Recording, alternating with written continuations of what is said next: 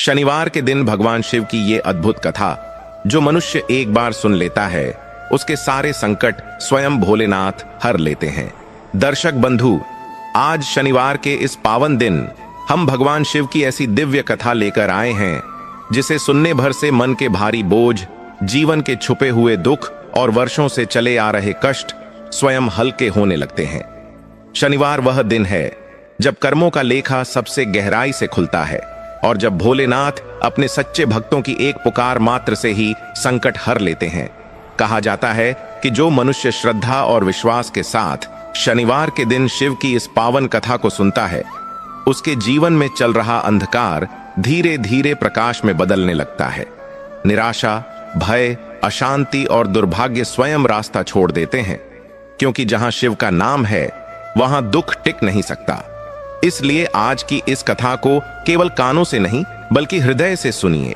हो सकता है शिव की यही लीला, यही संदेश आपके जीवन की उस पीड़ा का अंत बन जाए जिसे आप वर्षों से मौन होकर सहते आ रहे हैं। अब चलिए भक्ति भाव के साथ भगवान शिव की इस पावन कथा में प्रवेश करते हैं। लेकिन दर्शक बंधु, शनिवार व्रत कथा को आरंभ करने से पहले एक अत्यंत गंभीर और आवश्यक बात आपको अवश्य बताना चाहता हूं। हमारे प्राचीन धर्म ग्रंथ गरुड़ पुराण में स्पष्ट कहा गया है कि शनिवार के दिन सुनी जाने वाली कोई भी व्रत कथा या धर्म कथा यदि बीच में छोड़ दी जाए तो वह केवल अधूरा ज्ञान नहीं देती, बल्कि मन में शंका, भय और भ्रम छोड़ जाती है। और यही अधूरापन कई बार मनुष्य को अपने कर्म पथ से भटका देता है। शनिवार व्रत केवल एक नियम नहीं बल्कि आत्मशुद्धि का मार्ग है। इसलिए इस पावन दिन भगवान शिव और शनिदेव से जुड़ी इस व्रत कथा को अधूरा छोड़ना अपने ही सौभाग्य को अधूरा छोड़ देने के समान माना गया है। अधूरी कथा मन में अधूरे संस्कार छोड़ती है और अधूरे संस्कार जीवन में बाधा बनकर सामने आते हैं। इसीलिए आपसे विनम्र निवेदन है कि आज शनिवार के इस पावन व्रत की कथा को अंत तक अवश्य सुने। यह केवल एक कथा नहीं बल्कि कर्म, संयम और शिव कृपा का दर्पण है जिसमें आप अपने जीवन के दुख, अपने निर्णय और अपने कर्मों का सच्चा प्रतिबिंब देख पाएंगे। संभव है इस कथा का कोई एक प्रसंग, कोई एक वाक्य आपके जीवन की उस पीड़ा का अंत बन जाए जो आपको भीतर ही भीतर तोड़ रही है। और यदि आप स्वयं को सच्चा सनातनी मानते हैं तो आपका यह भी धर्म है कि शनिवार व्रत और भगवान शिव से जुड़ी इस पावन कथा को केवल अपने तक सीमित न रखें, इसे अधिक से अधिक लोगों तक पहुंचाएं ताकि शनिदेव की कृपा और शिव का आशीर्वाद औरों के जीवन से भी दुख हर सके। इसलिए इस वीडियो को लाइक करें, अपने परिवार और मित्रों के साथ साझा करें ताकि ऐसे ही पावन व्रत कथाएं और जीवन बदलने वाली शिक्षाएं आपको निरंतर मिलती रहे। तो चलिए श्रद्धा, संयम और पूर्ण विश्वास के साथ शनिवार व्रत की इस दिव्य कथा की शुरुआत करते हैं। बहुत समय पहले की बात है। भारतवर्ष के एक सुंदर और समृद्ध राज्य प्रतापगढ़ पर राजा अर्जुन प्रताप राज किया करते थे। राजा अर्जुन प्रताप का व्यक्तित्व बहुत ही प्रभावशाली था। वे दिखने में जितने सुंदर थे, युद्ध कला में उतने ही निपुण और प्रजा के पालन में उतने ही कठोर और न्यायप्रिय थे। उनके राज्य में कभी किसी को कोई कष्ट नहीं था। चारों तरफ खुशहाली थी, खेतों में फसलें लहलहाती थीं और व्यापार में दिन दूनी रात चौगुनी तरक्की हो रही थी। राजा अर्जुन प्रताप के खजाने हीरे और मोतियों से भरे हुए थे। उनके पास हाथियों, घोड़ों और सैनिकों की एक विशाल सेना थी जिसे देखकर पड़ोसी राज्य के राजा भी थर थर कांपते थे। राजा अर्जुन प्रताप का विवाह सुदूर देश की राजकुमारी तारा से हुआ था। रानी तारा साक्षात लक्ष्मी का स्वरूप थीं। उनके आते ही राजा के जीवन में और भी अधिक शुभता आ गई थी। रानी तारा जितनी रूपवान थीं, उससे कहीं अधिक गुणवान और धर्म कर्म में विश्वास रखने वाली थीं। वह भगवान शिव की अनन्य भक्त थीं। उनका नियम था कि चाहे आंधी आए या तूफान, वह प्रतिदिन ब्रह्म मुहूर्त में उठकर स्नान करती और भगवान शिव की पूजा अर्चना करने के बाद ही जल ग्रहण करती थीं। विशेषकर शनिवार के दिन रानी तारा पूरे विधि विधान से शिव जी और शनिदेव का स्मरण करती थीं, क्योंकि उनका मानना था कि सब कुछ महादेव की कृपा से ही प्राप्त हुआ है।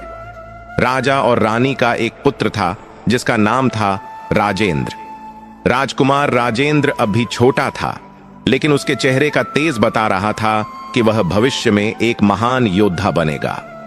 राजा अर्जुन प्रताप अपने पुत्र से बहुत प्रेम करते थे। राजकुमार की एक हंसी पर पूरा महल निछावर हो जाता था। राजा को लगता था कि उनके पास दुनिया की हर खुशी है, एक सुंदर पत्नी, एक होनहार पुत्र और एक विशाल साम्राज्य। लेकिन कहते हैं ना कि जब इंसान के पास सब कुछ होता है तो कभी कभी उसके मन में एक सूक्ष्म अहंकार जन्म ले लेता है। उसे लगने लगता है कि यह सब उसकी अपनी ताकत और बुद्धि का परिणाम है। राजा अर्जुन प्रताप के मन में भी धीरे धीरे यही विचार जड़ पकड़ने लगा था। वह सोचने लगे थे कि यह राज्य, यह धन दौलत और यह सुख शांति सब मेरी तलवार की धार और मेरी बुद्धिमानी के कारण है। वह अपनी प्रजा का ध्यान तो रखते थे, लेकिन ईश्वर के प्रति उनकी आस्था कम होने लगी थी।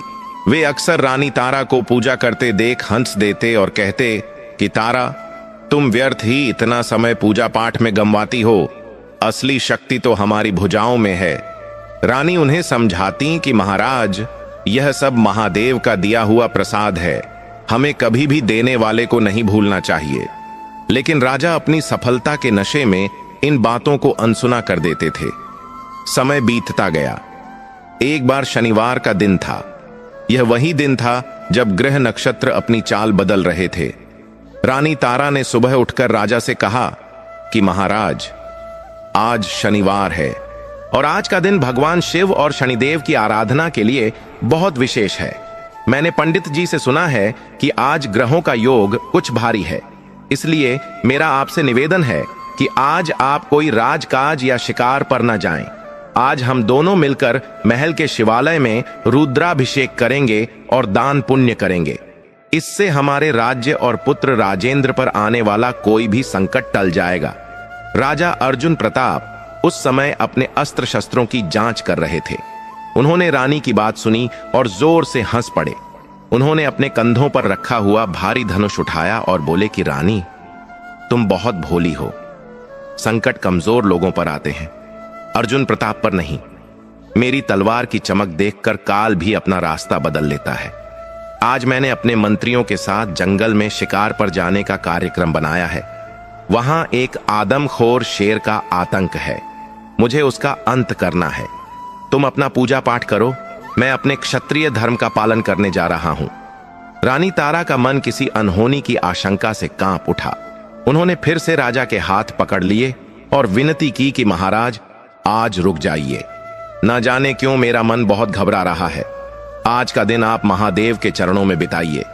शिकार तो कल भी हो सकता है, लेकिन राजा के सिर पर तो अहंकार का भूत सवार था। उन्होंने रानी का हाथ स्नेह से हटाया और बोले कि चिंता मत करो तारा, मैं शाम होने से पहले ही शेर का शिकार करके वापस आ जाऊंगा। और हां, आज शाम को हम अपनी जीत का जश्न मनाएंगे। तुम महल को सजवाने की तैयारी करो। इतना कहकर राजा अर्जुन प्रताप अपने घोड़ों और सैनिकों के साथ जंगल की ओर निकल पड़े। घोड़ों की टाप से धरती गूंज उठी। आगे आगे राजा का सफेद घोड़ा पवन वेग से दौड़ रहा था और पीछे उनकी सेना। जंगल में प्रवेश करते ही वातावरण कुछ अजीब सा हो गया। हवाएं तेज चलने लगीं और आसमान में काले बादल घिर आए।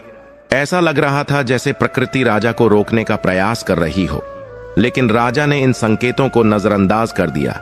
वे गहरे जंगल में घुसते चले गए। दोपहर होते होते राजा अपनी सेना से कुछ अलग हो गए। एक हिरण का पीछा करते करते वे घने जंगल के उस हिस्से में पहुंच गए जहां सूरज की रोशनी भी ठीक से नहीं पहुंच पा रही थी। वहां बड़े बड़े पेड़ और झाड़ियां थीं। अचानक राजा का घोड़ा बिधक गया और जोर से हिनहिनाया। राजा ने घोड़े को संभालने की बहुत कोशिश की, लेकिन घोड़ा शांत नहीं हुआ। तभी राजा को झाड़ियों के पीछे कुछ सरसराहट सुनाई दी।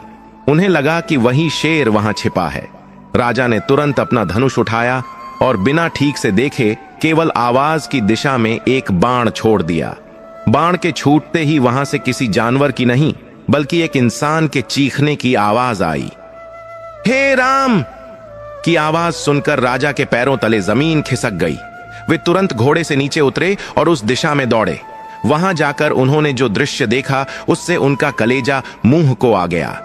झाड़ियों के पीछे कोई शेर नहीं था, बल्कि एक वृद्ध साधु बैठे ध्यान कर रहे थे और राजा का बाण सीधा उनके कंधे पर लगा था।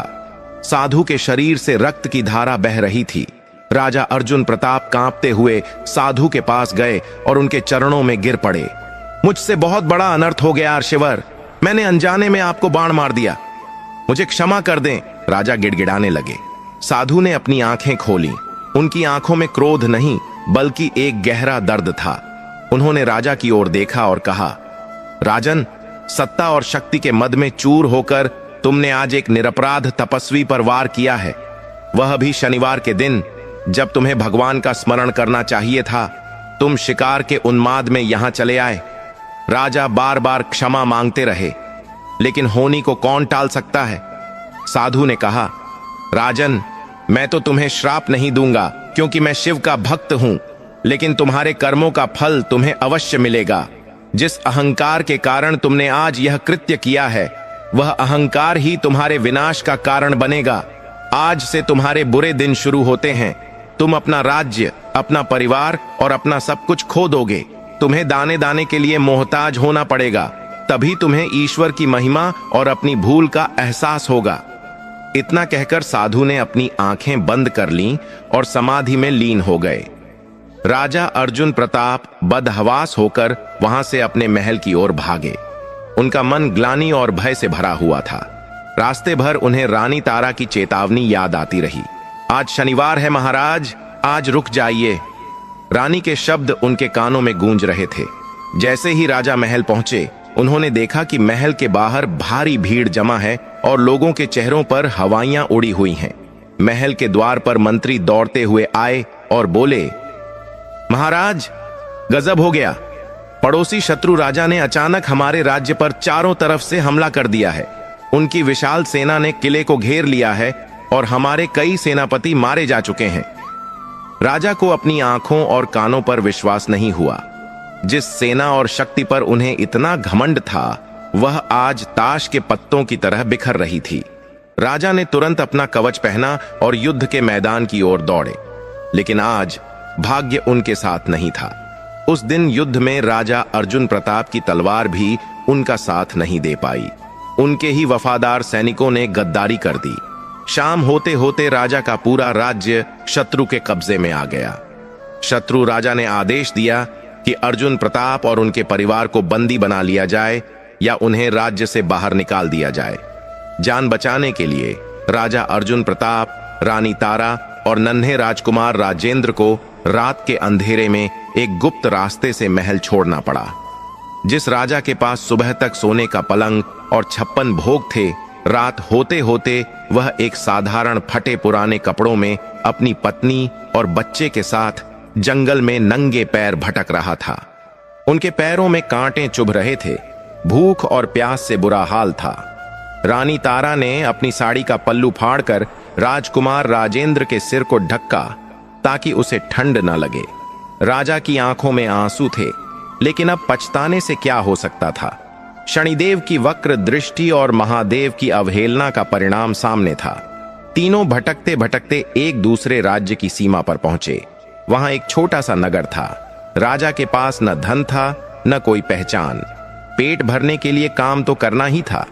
राजा अर्जुन प्रताप ने अपनी पहचान छुपाकर एक लकड़ी काटने वाले के यहां मजदूरी करना शुरू किया। वह राजा जो कभी कलम भी नहीं उठाता था, अब दिन भर भारी कुल्हाड़ी चलाकर लकड़ियां काटता था। रानी तारा जो कभी फूलों की सेज पर सोती थी, अब दूसरों के घरों में जाकर बर्तन मांजने और झाड़ू पोछा करने का काम करने लगी। ये सब देखकर राजा का दिल बैठा जाता था। उन्हें बार बार वह शनिवार का दिन याद आता था। वे सोचते थे कि अगर मैंने तारा की बात मान ली होती और उस दिन शिकार पर न गया होता तो आज यह दुर्दशा न देखनी पड़ती। लेकिन रानी तारा ने इस कठिन परिस्थिति में भी अपना धैर्य नहीं खोया। वह दिन भर काम करती और शाम को जो भी सूखी रोटी मिलती उसे पहले अपने पति और बच्चे को खिलाती और फिर खुद खाती। और सबसे बड़ी बात, इतनी विपत्ति में भी उन्होंने भगवान शिव का नाम लेना नहीं छोड़ा। वह हर समय ओम नमः शिवाय का जाप करती रहती थीं। रानी तारा अक्सर राजा को समझाती, स्वामी धैर्य रखिए, यह हमारे कर्मों की परीक्षा है। महादेव सब देख रहे हैं। जब हमने सुख में उन्हें याद नहीं किया, शायद इसीलिए दुख आया है। अब अगर हम इस दुख में उन्हें सच्चे मन से याद करेंगे तो वे हमारे कष्ट जरूर हरेंगे। धीरे धीरे राजा को भी अपनी गलती का गहरा एहसास होने लगा। उनका अहंकार पूरी तरह टूट चुका था। अब वह भी काम करते समय मन ही मन शिवजी से क्षमा मांगते रहते थे। लेकिन अभी उनकी परीक्षा पूरी नहीं हुई थी। कष्टों का तो बस यह आरंभ था। एक दिन की बात है, राजकुमार राजेंद्र को बहुत तेज बुखार हो गया। उनका शरीर तवे की तरह तप रहा था। वैद्य के पास जाने के लिए और दवा खरीदने के लिए उनके पास एक भी पैसा नहीं था। राजा और रानी ने मालिक से कुछ पैसे उधार मांगे, लेकिन मालिक ने उन्हें धक्के मारकर निकाल दिया। बेबस माता पिता अपने बच्चे को गोद में लेकर एक पेड़ के नीचे बैठकर रो रहे थे। तभी वहां से कुछ व्यापारी गुजरे। उन व्यापारियों के दल को देखकर राजा अर्जुन प्रताप की आंखों में उम्मीद की एक किरण जागी। वह तुरंत दौड़कर उनके पास गए और हाथ जोड़कर बोले, हे महानुभावों, मुझ पर दया करें। मेरा बेटा बहुत बीमार है, वह बुखार में तप रहा है। अगर उसे अब भी दवा नहीं मिली तो मैं उसे खो दूंगा। कृपया मेरी कुछ सहायता कर दें, मैं जीवन भर आपका आभारी रहूंगा। राजा की आवाज में एक पिता का दर्द छलक रहा था।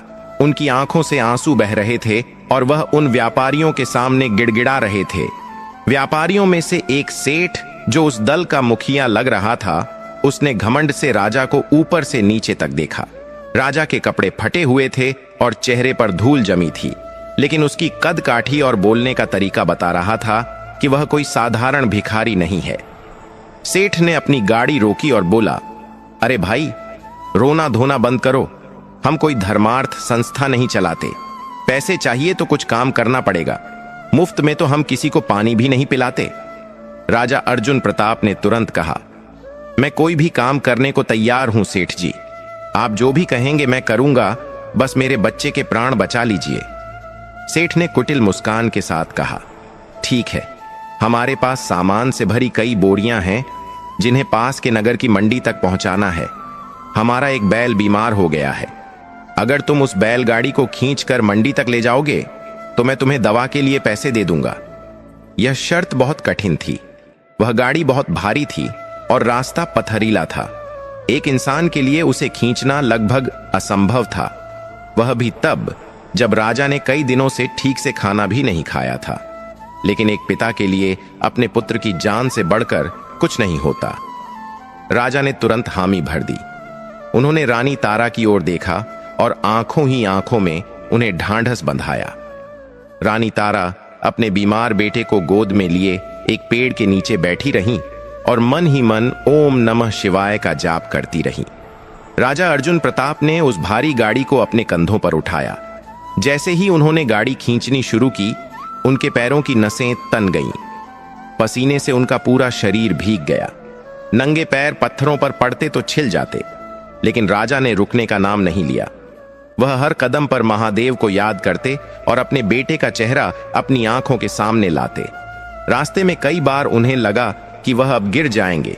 उनकी आंखों के आगे अंधेरा छाने लगा, लेकिन फिर उन्हें याद आता कि उनका बेटा जिंदगी और मौत से लड़ रहा है। इस विचार ने उनमें न जाने कहां से शक्ति भर दी। कड़ी धूप और भूख प्यास सहते हुए राजा ने आखिरकार वह गाड़ी मंडी तक पहुंचा दी। सेठ ने उन्हें कुछ सिक्के दिए जो राजा की मेहनत के आगे बहुत कम थे, लेकिन राजा ने बिना बहस किए उन पैसों को माथे से लगाया और तुरंत वैद्य की दुकान की ओर दौड़े। दवा लेकर जब वह वापस रानी तारा के पास पहुंचे तो उनकी हालत देखकर रानी रो पड़ी। राजा के कंधों पर गहरे घाव हो गए थे और पैरों से खून रिस रहा था। राजा ने रानी को चुप कराया और तुरंत बेटे को दवा पिलाई। महादेव की कृपा और दवा के असर से धीरे धीरे राजकुमार राजेंद्र का बुखार उतरने लगा।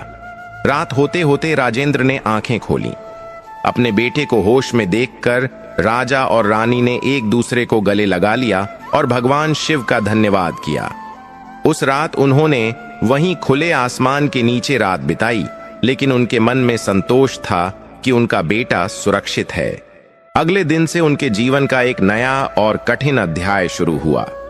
वह नगर एक बड़ा व्यापारिक केंद्र था। राजा और रानी ने रहने के लिए शहर के बाहर एक छोटी सी टूटी फूटी झोपड़ी ढूंढ ली। वह झोपड़ी एक गंदे नाले के किनारे थी, जहां से हर वक्त बदबू आती रहती थी। महलों में रहने वाले राजा रानी, जिनके कमरों में दिन रात इत्र की खुशबू महकती थी, अब इस गंदगी के बीच रहने को मजबूर थे। लेकिन उनके पास कोई और चारा नहीं था। पेट पालने के लिए राजा अर्जुन प्रताप को काम ढूंढना पड़ा।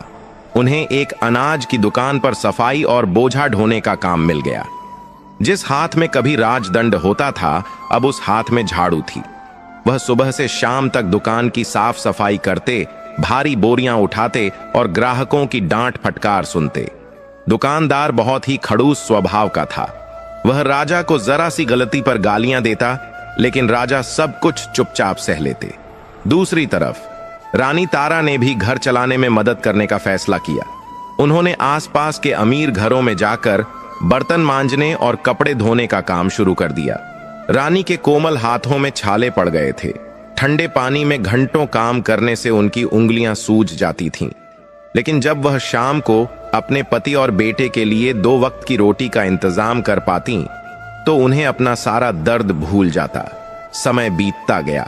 राजा और रानी ने अपनी भूख मारकर, अपने शरीर को तोड़कर राजकुमार राजेंद्र की परवरिश की। वे खुद बासी रोटी खाते, लेकिन राजेंद्र के लिए हमेशा ताजे भोजन का प्रबंध करते। राजा के फटे हुए कपड़े कई जगह से सिली हुए होते, लेकिन राजेंद्र को वह हमेशा साफ और अच्छे कपड़े पहनाने की कोशिश करते। उनका बस एक ही सपना था कि उनका बेटा इन कष्टों को न सहे और एक दिन फिर से अपना खोया हुआ सम्मान प्राप्त करे। धीरे धीरे राजेंद्र बड़ा होने लगा, लेकिन यहां एक बहुत ही अजीब बात होने लगी। माता पिता के इतने त्याग और बलिदान को देखकर जहां राजेंद्र को विनम्र और समझदार होना चाहिए था, वहीं उसके स्वभाव में एक चिड़चिड़ापन आने लगा। उसने कभी अपने माता पिता के संघर्ष को समझने की कोशिश नहीं की। उल्टा वह अपनी गरीबी पर शर्मिंदा होने लगा। जब वह दूसरे बच्चों को अच्छे खिलौनों से खेलते या अच्छा खाते देखता, तो वह घर आकर अपने माता पिता पर गुस्सा करता। एक शाम की बात है। राजा अर्जुन प्रताप अपनी दिन भर की मजदूरी लेकर घर आए।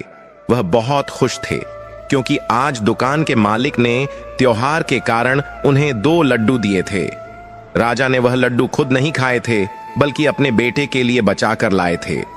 घर आकर उन्होंने बड़े प्यार से राजेंद्र को आवाज दी, बेटा राजेंद्र, देखो मैं तुम्हारे लिए क्या लाया हूं। राजेंद्र, जो अब लगभग 10-12 वर्ष का हो चुका था, बाहर आया। उसने राजा के हाथ में बंधे हुए कागज की पुड़िया को खोला और लड्डू देखे। बजाय खुश होने के उसने मुंह बना लिया और बोला, पिताजी, यह क्या है?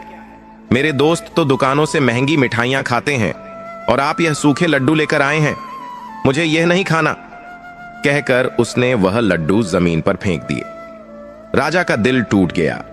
वह लड्डू उन्होंने अपनी भूख मारकर बचाए थे। रानी तारा ने यह देखा तो उन्हें बहुत दुख हुआ। उन्होंने राजेंद्र को डांटना चाहा। राजेंद्र, यह क्या तरीका है? तुम्हारे पिताजी दिन भर कितनी मेहनत करते हैं, तुम्हें पता भी है। लेकिन राजा ने रानी को रोक दिया। उन्होंने जमीन से लड्डू उठाए, उन्हें झाड़ा और मुस्कुराते हुए बोले, कोई बात नहीं तारा, बच्चा है, शायद इसका मन कुछ और खाने का होगा। मैं कल कोशिश करूंगा कि इसके लिए कुछ बेहतर ला सकूं। राजा का यह अत्यधिक मोह ही उनकी दूसरी सबसे बड़ी गलती बन रहा था। वह अपने बेटे की हर जायज और नाजायज जिद को पूरा करने में लगे थे, यह सोचकर कि उसने अपना राजपाट खोया है, इसलिए उसे कोई कमी महसूस न हो। लेकिन वह यह नहीं देख पा रहे थे कि इस लाड़ प्यार ने राजेंद्र को एक स्वार्थी और अहंकारी इंसान बनाना शुरू कर दिया था। गरीबी ने राजा का अहंकार तो तोड़ दिया था, लेकिन अब उनके बेटे के अंदर एक नए तरह का अहंकार जन्म ले रहा था। उधर रानी तारा का नियम अब भी नहीं टूटा था। वह रोज सुबह जल्दी उठकर, चाहे कितनी भी थकान हो, नाले के किनारे जाकर थोड़ा साफ पानी ढूंढती, स्नान करती और मिट्टी का एक शिवलिंग बनाकर उसकी पूजा करती। वह हर शनिवार को विशेष प्रार्थना करती कि हे महादेव, हमारे पापों की सजा हमें मिल चुकी है, अब हमारे पुत्र का भविष्य सुधार दो। लेकिन शायद नियति ने उनके लिए अभी और भी कड़े इम्तिहान लिख रखे थे। राजकुमार राजेंद्र जब थोड़ा और बड़ा हुआ तो राजा ने निर्णय लिया कि उसे अच्छी शिक्षा मिलनी चाहिए। राजा को डर था कि मजदूरी करते करते उनका बेटा अनपढ़ न रह जाए। उन्होंने शहर के एक अच्छे विद्यालय में उसका दाखिला करवाने का सोचा, लेकिन वहां की फीस बहुत ज्यादा थी। राजा की महीने भर की कमाई भी उस फीस के लिए कम थी।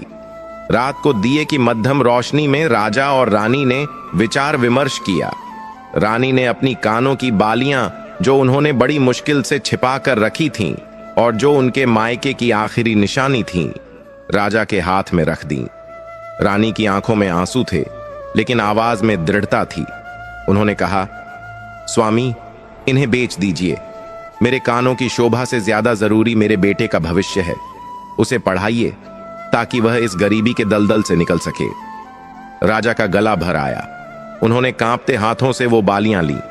अगले ही दिन उन्होंने वो बालियां बेचकर राजेंद्र का दाखिला एक अच्छे गुरुकुल में करवा दिया। राजेंद्र को लगा कि यह तो उसका अधिकार है। उसने एक बार भी अपनी मां के खाली कानों की तरफ नहीं देखा। वह नए कपड़े पहनकर और किताबें लेकर गुरुकुल जाने लगा, लेकिन गुरुकुल में जाकर राजेंद्र ने पढ़ाई पर ध्यान देने की बजाय वहां के अमीर छात्रों की नकल करना शुरू कर दिया। वह उनसे झूठ बोलता कि उसके पिता बहुत बड़े व्यापारी हैं, बस अभी किसी काम से बाहर गए हैं। वह अपने माता पिता की असलियत छुपाने लगा। अगर कभी राजा या रानी उससे मिलने गुरुकुल जाते तो वह उनसे मिलने से कतराता या दूर से ही इशारा कर देता कि वे चले जाएं। उसे अपने गंदे और गरीब माता पिता को दोस्तों से मिलवाने में शर्म आती थी। यह सब देखकर रानी तारा का मन अंदर ही अंदर रोता था। वह शिव जी की मूरत के सामने बैठकर कहती, प्रभु, यह कैसी माया है। हम जिसके लिए अपना खून पसीना एक कर रहे हैं, वही हमें पहचानने से इनकार कर रहा है। क्या यही हमारे कर्मों का फल है? लेकिन राजा अर्जुन प्रताप अब भी उम्मीद का दामन थामे हुए थे। उन्हें लगता था कि जब बेटा पढ़ लिख कर समझदार होगा तो सब ठीक हो जाएगा।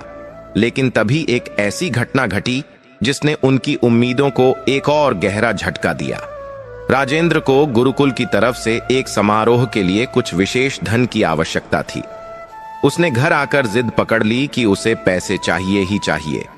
राजा के पास एक भी पैसा नहीं था। घर में खाने को अन्न का एक दाना नहीं था।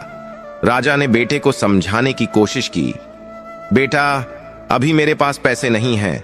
मालिक ने तनख्वाह नहीं दी है, कुछ दिन रुक जाओ। इस पर राजेंद्र भड़क गया।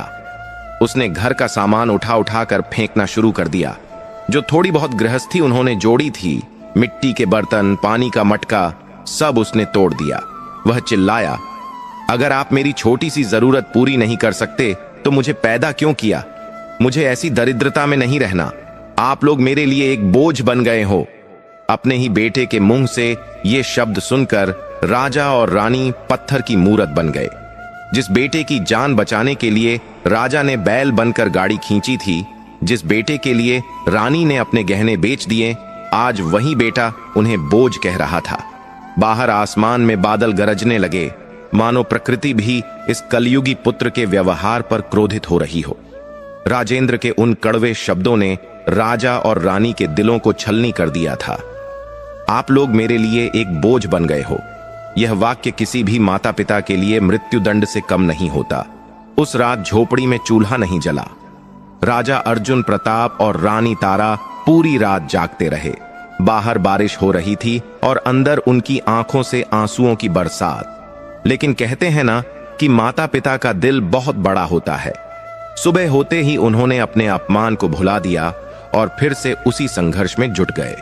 उन्हें लगा कि शायद गरीबी और अभाव ने बच्चे के मन में कड़वाहट भर दी है।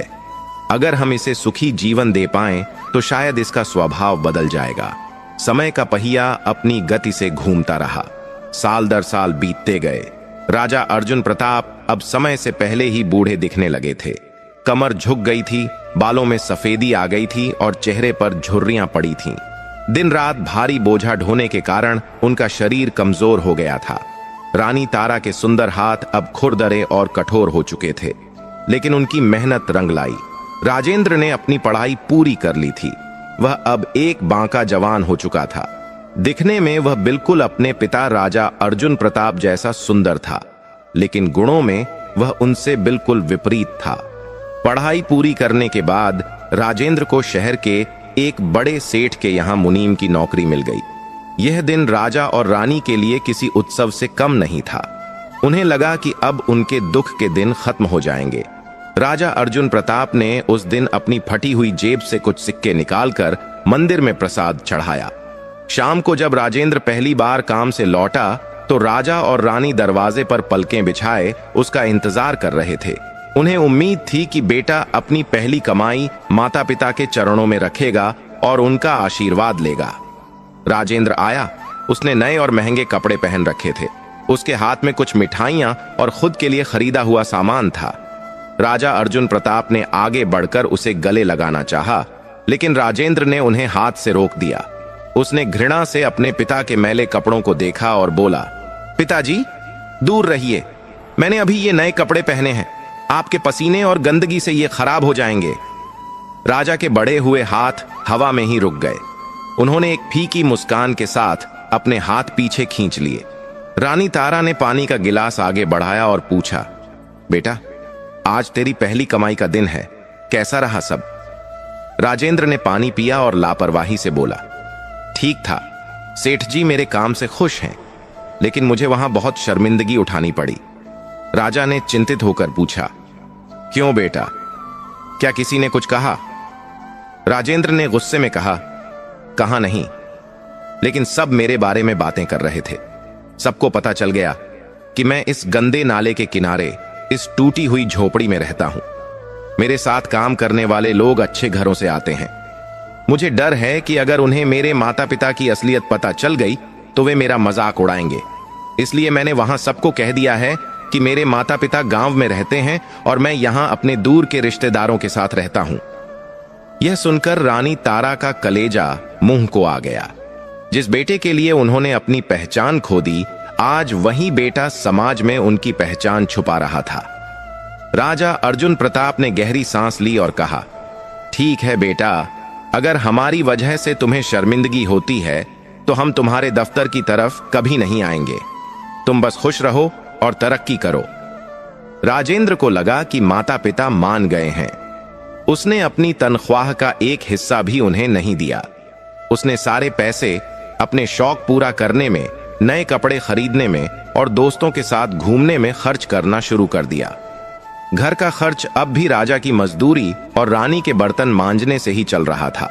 कभी कभी तो स्थिति ऐसी हो जाती कि घर में खाने को नहीं होता, लेकिन राजेंद्र बाहर होटलों में खाना खाकर आता और घर आकर सो जाता।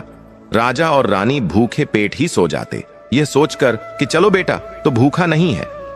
एक दिन की बात है, सावन का महीना था और मूसलाधार बारिश हो रही थी। राजेंद्र सुबह अपना छाता घर पर ही भूल गया था।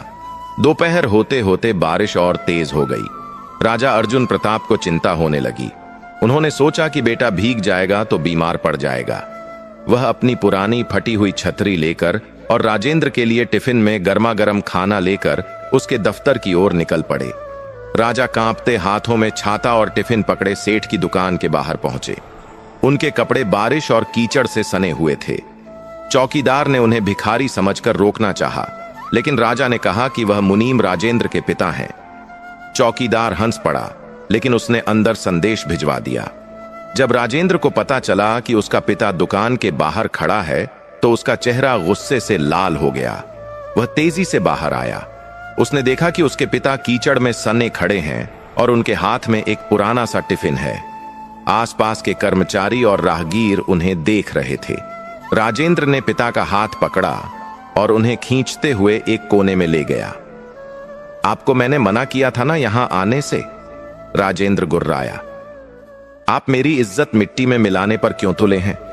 लोग क्या सोचेंगे कि इतना पढ़ा लिखा मुनीम एक मजदूर का बेटा है। देखिए अपनी हालत, किसी भिखारी से कम नहीं लग रहे आप। राजा अर्जुन प्रताप की आंखों में पानी भर आया। उन्होंने टिफिन आगे बढ़ाते हुए कहा, बेटा तू छाता भूल गया था और मुझे लगा कि तुझे भूख लगी होगी, इसलिए। राजेंद्र ने झटके से टिफिन हाथ से मार दिया। खाना कीचड़ में गिर गया। मुझे आपकी भूख और छाते की चिंता नहीं है, मुझे अपनी इज्जत की चिंता है। चले जाइए यहां से और दोबारा अपनी ये मनहूस शक्ल लेकर मेरे दफ्तर मत आइएगा। राजा अर्जुन प्रताप बारिश में भीगते हुए अपनी टूटी हुई छतरी और बिखरे हुए खाने को वहीं छोड़कर वापस लौट आए। उस दिन उनकी आत्मा पूरी तरह रो पड़ी थी। घर आकर उन्होंने रानी तारा को कुछ नहीं बताया, बस चुपचाप एक कोने में लेट गए। उन्हें वह साधु का श्राप याद आ रहा था। उन्हें लग रहा था कि शायद शारीरिक कष्टों से ज्यादा बड़ा कष्ट यह मानसिक संताप है जो उन्हें अपनी ही औलाद से मिल रहा है। कुछ महीने और बीते। राजेंद्र अब घर में भी माता पिता से सीधे मुंह बात नहीं करता था। उसे अब इस बात की जल्दी थी कि कैसे वह इस गरीबी से हमेशा के लिए पीछा छुड़ा ले, और इसका एक ही रास्ता उसे नजर आ रहा था, विवाह। उसने पता लगाया कि शहर के एक धनी व्यापारी की इकलौती बेटी है। व्यापारी अपनी बेटी के लिए एक घर जमाई ढूंढ रहा था जो उनके व्यापार को भी संभाल सके। राजेंद्र दिखने में सुंदर था और चतुर भी। उसने किसी तरह उस व्यापारी को प्रभावित कर लिया। रिश्ता लगभग पक्का हो गया। व्यापारी और उसकी पत्नी लड़के का घर और परिवार देखने आना चाहते थे। यह राजेंद्र के लिए सबसे बड़ी मुसीबत थी। वह जानता था कि अगर ससुराल वालों ने उसकी झोपड़ी और उसके गरीब माता पिता को देख लिया तो यह रिश्ता टूट जाएगा। वह दौड़कर घर आया। उसने राजा और रानी को बुलाया और एक ऐसा प्रस्ताव रखा जिसे सुनकर धरती भी कांप जाए। राजेंद्र ने कहा, पिताजी, मां, मेरी शादी एक बहुत बड़े घर में तय हो रही है। इससे हमारी किस्मत बदल जाएगी। लेकिन एक समस्या है, वे लोग बहुत अमीर हैं और अगर उन्होंने आप लोगों को इस हालत में देखा तो वे अपनी बेटी मुझे नहीं देंगे। रानी तारा ने पूछा, तो हम क्या करें बेटा, क्या हम छिप जाएं? राजेंद्र ने बेशर्मी से कहा, नहीं, छिपने से काम नहीं चलेगा। वे लोग कल घर देखने आ रहे हैं। मैंने उनसे झूठ बोला है कि यह झोपड़ी हमारे नौकरों की है और हमारा असली घर अभी बन रहा है। मैंने पास ही के एक खाली पड़े अच्छे मकान को किराए पर लिया है, एक दिन के लिए। मैं चाहता हूं कि कल जब वे लोग आएं तो आप दोनों वहां नौकर बनकर रहें। आप पिताजी माली का काम करने का नाटक करेंगे और मां, आप घर की नौकरानी बनकर चाय नाश्ता देंगी। खबरदार जो किसी ने यह बताया कि आप मेरे माता पिता हैं।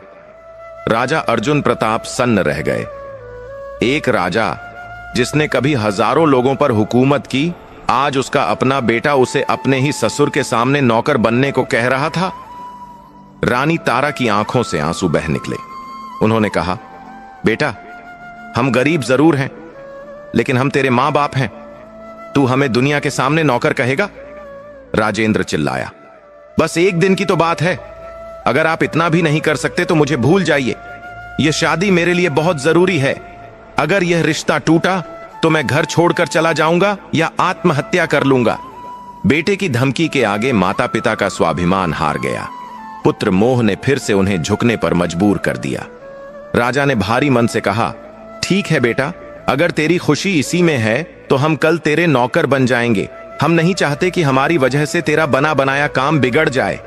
अगली सुबह राजेंद्र ने राजा और रानी को किराए के उस अच्छे मकान में ले जाकर पुराने लेकिन साफ कपड़े पहनाए जो नौकरों जैसे लगते थे। उसने उन्हें बार बार समझाया कि कैसे सिर झुकाकर खड़े रहना है और मालिक कहकर बात करनी है। दोपहर को लड़की वाले आए। वे बहुत ही अमीर और घमंडी किस्म के लोग थे। राजेंद्र ने बड़े आदर से उनका स्वागत किया। राजा अर्जुन प्रताप बगीचे में पौधों को पानी दे रहे थे, जैसा कि तय हुआ था। लड़की के पिता ने राजेंद्र से पूछा, यह बूढ़ा कौन है? राजेंद्र ने हंसते हुए कहा, जी, यह हमारा पुराना नौकर है। थोड़ा कम सुनता है और मंद बुद्धि है, लेकिन काम कर लेता है। यह शब्द राजा के कानों में पिघले हुए शीशे की तरह पड़े।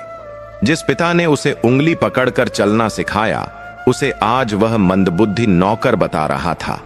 अंदर कमरे में रानी तारा कांपते हाथों से चाय की ट्रे लेकर आई। लड़की की मां ने उन्हें घृणा से देखा और राजेंद्र से कहा, तुम्हारे नौकर बहुत गंदे रहते हैं। देखो इसके हाथ कितने खुरदरे हैं। इसे कहो ट्रे मेज पर रख दे और दूर हट जाए। रानी तारा ने चुपचाप ट्रे रखी और पल्लू से अपना मुंह छिपाकर रोते हुए रसोई में चली गई। शिव जी की परम भक्त एक राजरानी आज अपने ही बेटे के नाटक में एक अछूत दासी की तरह व्यवहार पा रही थी, लेकिन उन्होंने उफ तक नहीं की ताकि बेटे का भेद न खुल जाए। शाम को जब लड़की वाले रिश्ता पक्का करके चले गए तो राजेंद्र खुशी से झूम उठा। उसने माता पिता के पास जाकर माफी मांगना तो दूर, उल्टे उन्हें आदेश दिया, चलो, अब बहुत हो गया, वापस अपनी झोपड़ी में चलो। और हाँ, शादी तक तुम लोगों को ऐसे ही रहना होगा। शादी के बाद मैं अपनी पत्नी के साथ उसके घर रहने चला जाऊंगा, फिर तुम लोग जैसे चाहो रहना। इस घटना ने राजा अर्जुन प्रताप के अंदर कुछ तोड़ दिया था। उस रात वह सो नहीं पाए। वह आसमान की तरफ देखकर बुदबुदाए, हे महादेव, यह कैसा न्याय है? क्या मेरा अपराध इतना बड़ा था कि मुझे यह दिन देखना पड़ा? मृत्यु दे दो प्रभु, पर ऐसा अपमान अब और नहीं सहा जाता। लेकिन अभी तो दुखों का पहाड़ टूटना बाकी था। शादी का दिन नजदीक आ रहा था और राजेंद्र की योजनाएं और भी क्रूर होती जा रही थीं। उसे डर था कि शादी वाले दिन कहीं उसके माता पिता की असलियत सामने न आ जाए। इसलिए उसने अपने मन में एक खौफनाक फैसला कर लिया था। शादी से ठीक 2 दिन पहले राजेंद्र अपनी उस टूटी फूटी झोपड़ी में आया। उसके चेहरे पर एक कठोरता थी जो किसी जल्लाद के चेहरे पर भी शायद न हो। राजा अर्जुन प्रताप और रानी तारा, जो अपने बेटे की शादी की खबर सुनकर भले ही उन्हें बुलाया न गया हो, मन ही मन थोड़े उत्साहित थे कि उनका बेटा गृहस्थ जीवन में प्रवेश करने जा रहा है। उन्होंने सोचा था कि शायद राजेंद्र उन्हें आशीर्वाद देने के लिए बुलाएगा या कम से कम शादी की मिठाई तो खिलाएगा। लेकिन राजेंद्र ने आते ही जो कहा, उसने माता पिता के रहे सहे अरमानों को भी कुचल दिया। उसने एक पोटली राजा की ओर फेंकी और बोला, इसमें कुछ राशन और 2 दिन का खाना है। मेरी शादी वाले दिन तुम दोनों को इस झोपड़ी से बाहर कदम रखने की भी जरूरत नहीं है। अगर तुम लोग वहां बारात के आसपास भी दिखाई दिए तो लोग पूछेंगे कि ये भिखारी कौन है, और मैं नहीं चाहता कि मेरी खुशी के दिन मुझे शर्मिंदा होना पड़े। रानी तारा का दिल भर आया। उन्होंने रोते हुए पूछा, बेटा, क्या हम दूर से भी तेरी सेहराबंदी नहीं देख सकते? एक मां के लिए उसके बेटे की शादी देखना ही सबसे बड़ा सुख होता है। हम वादा करते हैं, हम किसी को नहीं बताएंगे कि हम कौन हैं। हम भीड़ में कहीं छिपकर खड़े हो जाएंगे।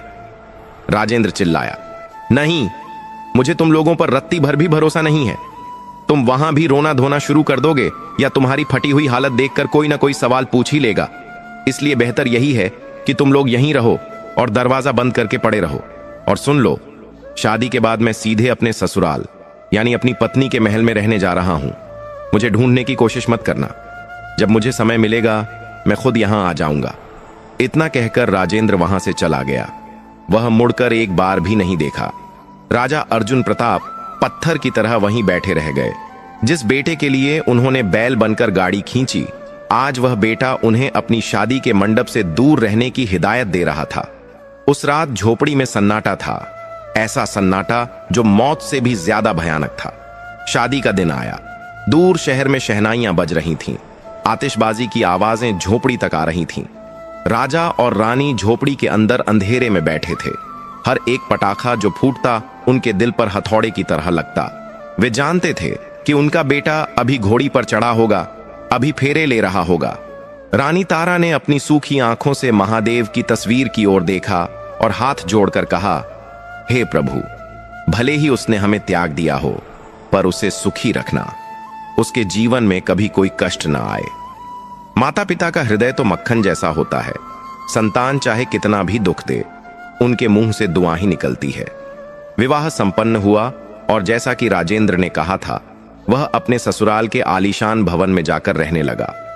वहां उसे हर सुख सुविधा मिल गई। नौकर चाकर, रेशमी बिस्तर, स्वादिष्ट भोजन और समाज में मान सम्मान। वह अपनी नई जिंदगी में इतना मशगूल हो गया कि उसे याद ही नहीं रहा कि शहर के उस गंदे कोने में उसके बूढ़े माता पिता जिंदा भी हैं या मर गए। इधर राजा और रानी की हालत दिन ब दिन खराब होती जा रही थी।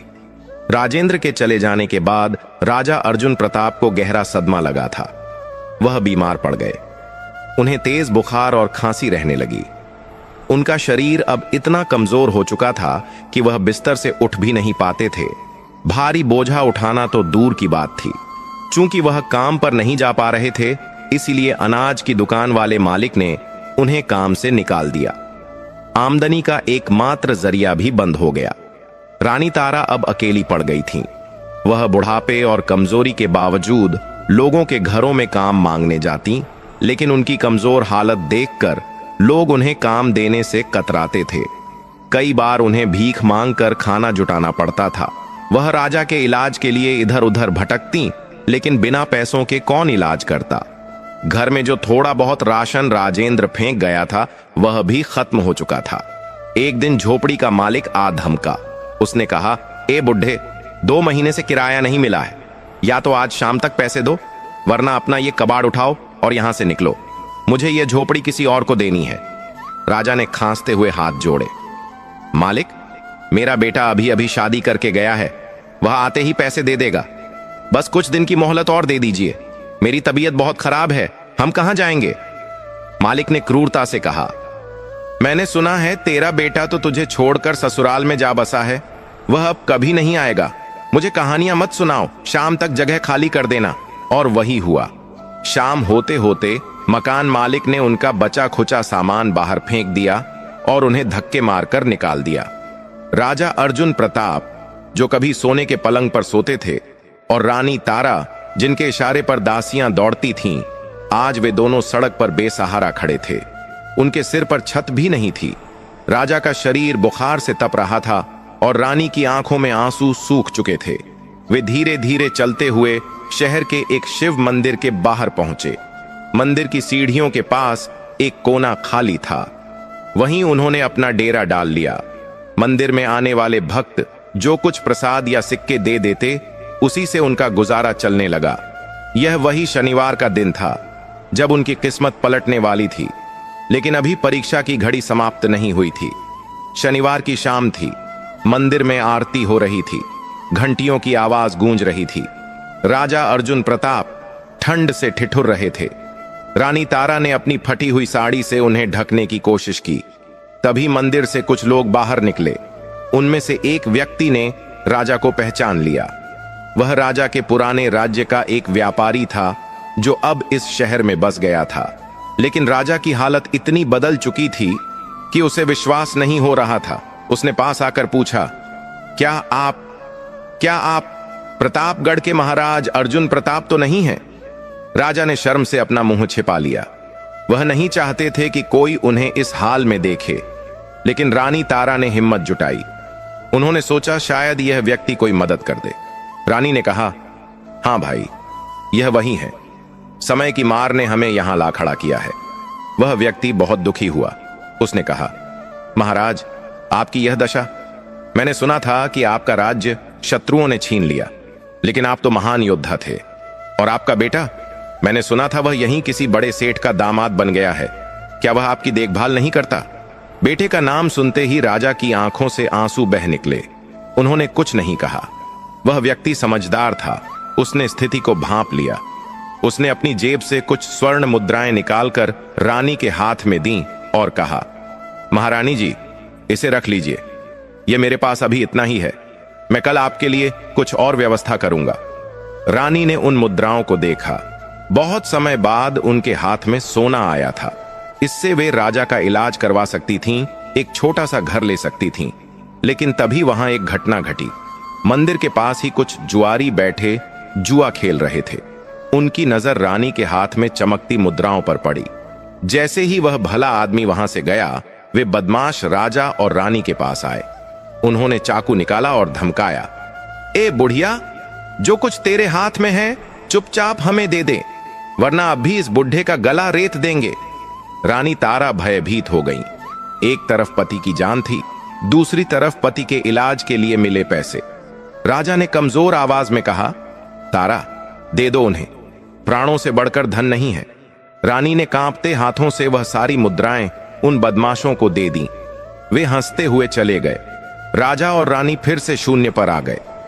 अब तो उम्मीद की वह आखिरी किरण भी बुझ गई थी। भूख से उनकी आंतें कुलबुला रही थीं। राजा की हालत बहुत ज्यादा बिगड़ गई थी। उन्हें सांस लेने में भी तकलीफ हो रही थी। तभी रानी तारा को याद आया कि आज शनिवार है। उन्होंने राजा का सिर अपनी गोद में रखा और आंसुओं के साथ बोली, स्वामी, आपको याद है जब हम महल में थे तो वह अंतिम शनिवार था जब मैंने आपसे पूजा करने को कहा था और आप शिकार पर चले गए थे।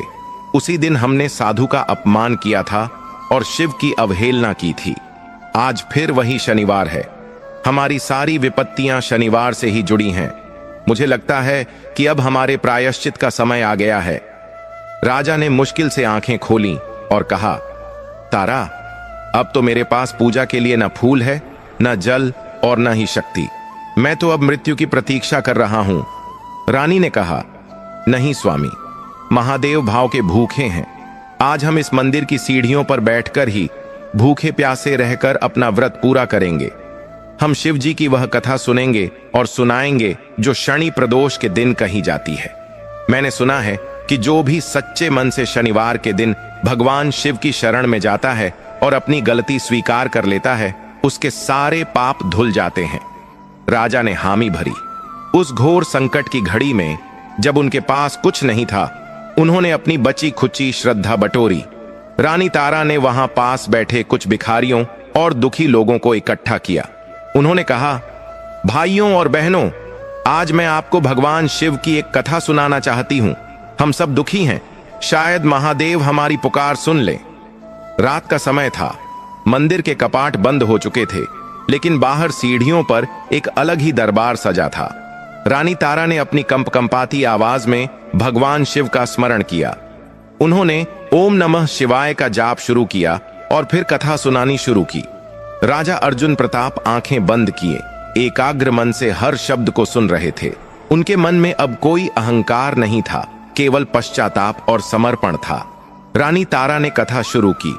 एक समय की बात है, एक बहुत गरीब ब्राह्मण था जो भगवान शंकर का अनन्य भक्त था। रानी जैसे जैसे कथा सुना रही थीं, वातावरण में एक अजीब सी शांति छाती जा रही थी। हवाएं थम गई थीं और ऐसा लग रहा था मानो साक्षात देवता भी अदृश्य रूप में वहां कथा सुनने आ गए हों। जैसे ही कथा समाप्त हुई और रानी ने भगवान शिव की जयकार लगाई, अचानक आसमान में तेज बिजली कड़की। बिना मौसम के बादल घिर आए और मूसलाधार बारिश शुरू हो गई। सभी लोग इधर उधर भागने लगे, लेकिन राजा और रानी अपनी जगह से नहीं हिले। वे बारिश में भीगते रहे, लेकिन उनका ध्यान नहीं टूटा। तभी एक आश्चर्यजनक घटना घटी। मंदिर का मुख्य पुजारी, जो अपने घर जा चुका था, वह दौड़ता हुआ बारिश में भीगता वापस आया। वह बदहवास सा लग रहा था। उसने आते ही जोर जोर से आवाज लगाई, कहां हैं वो, कहां हैं वो राजा और रानी। लोगों ने उसे राजा अर्जुन प्रताप और रानी तारा की ओर इशारा किया, जो कोने में भीग रहे थे। पुजारी उनके पास दौड़कर गया और उनके चरणों में गिर पड़ा। पुजारी हाँफ रहा था और उसकी आंखों में आंसू थे। उसने कहा, महाराज, गजब हो गया। अभी अभी मुझे स्वप्न में भगवान शिव के दर्शन हुए। उन्होंने मुझसे कहा कि मेरे परम भक्त मंदिर के बाहर भीग रहे हैं और कष्ट में हैं। जाओ और उन्हें ससम्मान मंदिर के अंदर ले आओ। और उन्होंने यह भी कहा कि राजा का प्रायश्चित अब पूरा हो चुका है। यह सुनकर राजा अर्जुन प्रताप और रानी तारा की रुलाई फूट पड़ी। जिस भगवान को वे इतने सालों से मना रहे थे, आज उसने उनकी सुन ली थी। पुजारी ने उन्हें सहारा देकर उठाया और मंदिर के अतिथि कक्ष में ले गया। वहां उन्हें सूखे कपड़े दिए गए और गर्म भोजन परोसा गया। सालों बाद राजा और रानी ने पेट भर खाना खाया और चैन की नींद सोए। लेकिन यह तो केवल शुरुआत थी। असली चमत्कार तो अगली सुबह होने वाला था, जो न केवल राजा और रानी की किस्मत बदलने वाला था, बल्कि उनके अहंकारी बेटे राजेंद्र और उस धोखेबाज दुनिया को भी एक बड़ा सबक सिखाने वाला था। महादेव की लीला अब अपना असली रंग दिखाने वाली थी। अगली सुबह जब सूर्य की पहली किरण मंदिर के शिखर पर पड़ी, तो शहर में एक अजीब सी हलचल शुरू हो गई। मंदिर के बाहर घोड़ों की टाप और नगाड़ों की आवाज सुनाई देने लगी। राजा अर्जुन प्रताप और रानी तारा, जो अभी अभी सोकर उठे थे, घबरा गए। उन्हें लगा कि शायद फिर कोई मुसीबत आ गई है। लेकिन जब उन्होंने बाहर झांक कर देखा, तो उनकी आंखें फटी की फटी रह गईं। मंदिर के द्वार पर हजारों की भीड़ थी और सबसे आगे वही शत्रु राजा खड़ा था, जिसने अर्जुन प्रताप का राज्य छीना था। लेकिन आज उसके हाथ में तलवार नहीं थी, बल्कि वह नंगे पैर और सिर झुकाए खड़ा था। उसके पीछे मंत्रियों के हाथों में राज मुकुट और राज्य की चाबियां थीं। पुजारी ने राजा अर्जुन प्रताप और रानी तारा को बाहर आने का संकेत दिया। जैसे ही वे दोनों बाहर आए, शत्रु राजा उनके चरणों में गिर पड़ा। उसने रोते हुए कहा, महाराज अर्जुन प्रताप, मुझे क्षमा कर दें। जब से मैंने आपका राज्य छीना है मुझे एक पल भी चैन नहीं मिला, और कल रात तो अनर्थ ही हो गया। भगवान शिव ने मुझे स्वप्न में रौद्र रूप दिखाया और चेतावनी दी कि अगर मैंने सूर्योदय से पहले आपका राज्य आपको नहीं लौटाया तो मेरा कुल नष्ट हो जाएगा। मैं महादेव के कोप से डर गया हूं। अपना यह राज्य संभालिए महाराज। मैं अपनी सेना लेकर वापस जा रहा हूं। वहां खड़ी भीड़ ने जब यह चमत्कार देखा तो हर हर महादेव के जयकारों से आकाश गूंज उठा। जिस राजा को कल तक कोई भिखारी समझकर धक्के मार रहा था, आज वह फिर से राजाधिराज बन गया था। मंत्रियों ने वहीं मंदिर की सीढ़ियों पर राजा अर्जुन प्रताप का राज तिलक किया और उन्हें राजमुकुट पहनाया। रानी तारा की आंखों से खुशी के आंसू बह रहे थे। उन्हें विश्वास नहीं हो रहा था कि शनिवार की एक कथा और सच्चे मन से किए गए पश्चाताप ने उनकी किस्मत को रातों रात पलट दिया था। राजा अर्जुन प्रताप अब बदल चुके थे। राजमुकुट पहनने के बाद भी उनके अंदर जरा भी अहंकार नहीं आया। उन्होंने सबसे पहले उस पुजारी के पैर छुए, फिर उन गरीबों को गले लगाया जिनके साथ उन्होंने रात बिताई थी। उन्होंने घोषणा की कि आज से मेरे राज्य में कोई भी भूखा नहीं सोएगा और हर शनिवार को पूरे राज्य में भगवान शिव और शनिदेव की पूजा होगी। वाजे गाजे के साथ राजा और रानी अपने पुराने महल की ओर लौटे। महल जो वीरान हो चुका था फिर से दीपों से जगमगा उठा। रसोइयां फिर से पकवान बनाने लगे और दास दासियां सेवा में लग गईं। राजा अर्जुन प्रताप का खोया हुआ सम्मान, धन और वैभव सब कुछ दोगुना होकर वापस मिल गया था। यह साक्षात शिव जी की कृपा थी। लेकिन कहानी अब भी खत्म नहीं हुई थी। कर्मों का हिसाब अब भी बाकी था। उधर शहर के उस आलीशान मकान में जहां राजेंद्र अपने ससुराल में रह रहा था, वहां हड़कंप मच गया। पूरे शहर में खबर आग की तरह फैल गई थी कि राजा अर्जुन प्रताप वापस आ गए हैं, और वे कोई और नहीं बल्कि वही मजदूर थे जो इतने सालों से यहां कष्ट भोग रहे थे। राजेंद्र के ससुर जो एक नामी व्यापारी थे, जब उन्हें यह पता चला तो उनके पैरों तले जमीन खिसक गई। वह तुरंत समझ गए कि राजेंद्र ने उनसे कितना बड़ा झूठ बोला था। उसने अपने माता पिता को नौकर बताया था, जबकि असल में वे ही राजा और रानी थे। व्यापारी को अपनी भूल का एहसास हुआ और राजेंद्र के धोखे पर बहुत गुस्सा आया। राजेंद्र उस समय अपने कमरे में आराम कर रहा था। उसके ससुर गुस्से में वहां पहुंचे और चिल्लाए, धोखेबाज! तूने हमसे कहा था कि तेरे माँ बाप गांव में हैं। तूने उस दिन जिन नौकरों का अपमान कराया वे साक्षात राजा अर्जुन प्रताप और रानी तारा थे। तू एक महान राजा का बेटा होकर भी इतना नीच कैसे हो सकता है, जिसने अपने ही माता पिता को भिखारी बना दिया?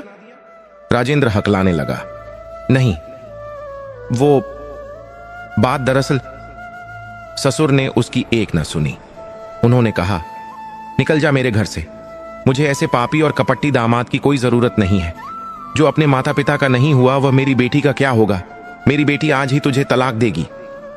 राजेंद्र की पत्नी ने भी उसे घृणा से देखा और अपने पिता के पास खड़ी हो गई। पल भर में राजेंद्र का सारा घमंड चकनाचूर हो गया।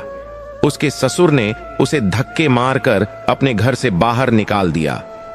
वही राजेंद्र जिसने अपने माता पिता को घर से निकाला था, आज खुद सड़क पर आ गया था। उसके पास न नौकरी थी, न घर, न पैसा और न ही परिवार। वह पागलों की तरह सड़कों पर भटकने लगा। उसे भूख लगने लगी, लेकिन उसकी जेब खाली थी। उसे वह दिन याद आया जब उसने अपने पिता के हाथ से टिफिन गिरा दिया था। आज उसे एक एक दाने की कीमत समझ आ रही थी।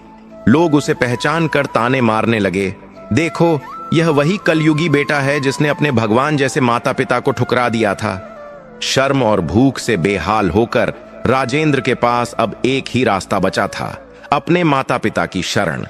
वह गिरता पड़ता, रोता बिलखता राजा अर्जुन प्रताप के महल के द्वार पर पहुंचा। द्वारपालों ने उसे रोक लिया। राजेंद्र चिल्लाया, मुझे अंदर जाने दो, मैं युवराज हूं, मैं राजा का बेटा हूं। द्वारपाल हंसे और बोले, राजा का कोई बेटा नहीं है। उनका बेटा तो मर गया था जिस दिन उसने अपने माता पिता को त्याग दिया था। भाग जा यहां से। शोर सुनकर राजा अर्जुन प्रताप और रानी तारा बालकनी में आए। उन्होंने देखा कि नीचे राजेंद्र फटे हाल में खड़ा रो रहा है। रानी का दिल पसीज गया। आखिर मां तो मां होती हैं। उन्होंने राजा की ओर देखा। राजा समझ गए। उन्होंने द्वारपालों को आदेश दिया कि उसे अंदर आने दिया जाए। राजेंद्र दौड़ता हुआ दरबार में आया और राजा रानी के चरणों में गिर पड़ा। वह फूट फूट कर रोने लगा। पिताजी, मां, मुझे माफ कर दो। मैं अंधा हो गया था। मैंने बहुत बड़ा पाप किया है। मुझे मार डालो, लेकिन मुझे अपने से दूर मत करो। राजा अर्जुन प्रताप ने उसे तुरंत नहीं उठाया। उन्होंने गंभीर स्वर में कहा, राजेंद्र, याद है तुमने कहा था हम तुम्हारे लिए बोझ हैं। तुमने हमें अपनी शादी में आने से मना कर दिया था। तुमने हमें नौकर बनाया। आज तुम किस हक से यहां आए हो? राजेंद्र ने सिर पटकते हुए कहा, मैं भटक गया था पिताजी। दौलत की चकाचौंध ने मेरी बुद्धि भ्रष्ट कर दी थी। आज जब मेरे पास कुछ नहीं बचा, तब मुझे समझ आया कि माता पिता का साया ही सबसे बड़ी दौलत होती है। आप मुझे जो सजा देंगे मुझे मंजूर है। रानी तारा ने उसे उठाया और गले से लगा लिया। उन्होंने राजा से कहा, स्वामी, इसे माफ कर दीजिए। सुबह का भूला अगर शाम को घर आ जाए तो उसे भूला नहीं कहते। इसे अपने कर्मों की सजा मिल चुकी है। राजा अर्जुन प्रताप ने एक गहरी सांस ली। उन्होंने राजेंद्र के सिर पर हाथ रखा और बोले, मैं तुम्हें माफ करता हूं बेटा, लेकिन एक राजा के रूप में नहीं, एक पिता के रूप में। लेकिन तुम्हें अपने पापों का प्रायश्चित करना होगा। आज से तुम युवराज की तरह नहीं, बल्कि एक सेवक की तरह रहोगे। तुम्हें हर शनिवार को मंदिर की सफाई करनी होगी और गरीबों की सेवा करनी होगी। जब तक तुम्हारे मन का मैल पूरी तरह नहीं धुल जाता, तुम गद्दी के अधिकारी नहीं बनोगे। राजेंद्र ने हाथ जोड़कर यह शर्त स्वीकार कर ली। उस दिन के बाद से राजेंद्र पूरी तरह बदल गया। उसने अपना सारा जीवन माता पिता और प्रजा की सेवा में समर्पित कर दिया। वह हर शनिवार को नियम से शिव जी की पूजा करता और लोगों को राजा अर्जुन प्रताप के जीवन की यह कथा सुनाता। राजा अर्जुन प्रताप और रानी तारा ने कई वर्षों तक सुखपूर्वक राज्य किया। उनका जीवन इस बात का प्रमाण बन गया कि जो व्यक्ति सुख में भगवान को भूल जाता है, उसे दुख का मुंह देखना पड़ता है। लेकिन जो दुख में भी भगवान का दामन नहीं छोड़ता, महादेव उसे रंक से राजा बना देते हैं।